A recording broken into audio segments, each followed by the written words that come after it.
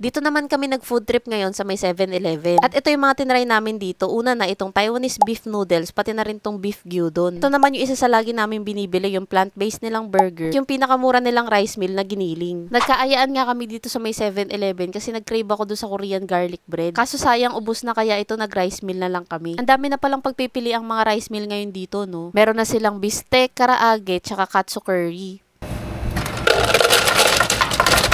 Bale, ito na yung dinner namin. 2 rice meal, 1 burger, 1 noodles, tsaka drinks. Kagaya na nabanggit ko kanina, yung isa sa lagi namin binibili dito, itong plant-based burger. Dati nga, ang hirap maabutan nito na available. Sabi kasi sa amin dati ng staff, 5 peraso lang daw nito yung dinideliver sa branch. Kaya kapag hapon, hindi na namin to naabutan kasi umaga pa lang daw nauubos na. Mabuti nga ngayon, nasaktuhan namin tong available pa. Masarap kasi tong burger nila, malambot yung buns. Gawa pa sa gulay yung patty, may lettuce, tsaka sliced cheese. Galing nga nito kasi parang gawa sa karne yung patty. Pwede mo nga to ipatry sa mga hindi mahilig kumain ng gulay. Tikman nyo na rin to at bigyan nyo ng chance yung plant-based burger. Siya nga pala guys, yung isang order nito ay 95 pesos. Next naman, ito yung kanilang beef gyudon. 110 pesos to pero in fairness, tingnan nyo naman ang dami ng karne. Yung gyudon nila dito may kasamang konting malapot na sabaw. At yung kanin nandito sa may ilalim. Etong gyudon, first time lang namin to nabili dito sa may 7-Eleven. Masarap din pala to, no? Malambot yung beef at maninipis yung hiwa. Tapos meron din itong mga hiniwang sibuyas. Kung matipid ka sa ulam, medyo mabibitin ka sa kanin dito. Pero kung pangsaktuhang lunch or dinner mo lang to, pwede na tong 110 pesos beef gyudon pang laman tiyan. Next naman, yung pinang-partner naman namin sa kanin, itong Taiwanese beef noodles. Ito rin, first time lang namin to itatry. 95 pesos naman yung isang order nito. Meron itong gulay, hiniwang beef, tsaka meron itong toge. Lasa naman ng sabaw nito, malalasahan mo yung beef, pero para sa akin, bland yung lasa. Sa noodles naman, hindi na to masyadong chewy at mabilis na tong madurog sa bibig. Siguro dahil matagal na rin nakababad tong noodles dun sa sabaw tapos iniinit na lang. Tinry lang din talaga namin kung anong lasa nitong Taiwanese beef noodles. Yung gulay namang na nakasahog dito, half cook lang. Ang sarap nga nito kasi crunchy pa pag kinain nyo. Siguro itong Taiwanese beef noodles, bagay ito sa mga umiiwas do sa seasoning ng noodles. Yung katulad sa iba, yung binubuhos na powder. Kapag sa powder kasi diba, sobrang strong nung lasa. Itong sa Taiwanese beef noodles, yung sabaw nito ay pinagpakulo ang sabaw ng baka. Try nyo na rin to guys, lalo na kapag maulan. At mas maganda nga pagkabigay sa inyo, kainin nyo agad kasi mabilis lumamig yung sabaw. Next naman, yung pinakamura nilang rice meal, itong giniling. Hindi ko to malilimutan kasi isa to sa bumuhay sa akin nung college days. Mabuti nga nagpalit na sila ng packaging kasi 'di ba dati ang hirap nitong buksan. Tsaka hiniwalay na rin nila tong giniling dun sa kanin. 'Di ba dati nakabuhos lang yung giniling dun sa may ibabaw ng kanin. Ngayon nag-improve na, nakahiwalay na. Na-enjoy namin yung pag-food trip namin dito sa may 7-Eleven. Nakaka-enjoy mag-try ng iba't ibang food nila. Kayo ba guys, ano yung favorite nyo na orderin dito sa may 7-Eleven? Palagay naman po sa comment section para yun naman yung next naming itatry. Marami pa nga pala kami ni Maynard na i-share sa inyo ng mga sulit na pasyalan, kainan at kapihan. Kaya para updated kayo sa mga mapupuntahan namin, huwag niyong kalimutang i-follow ang aming mga social media accounts.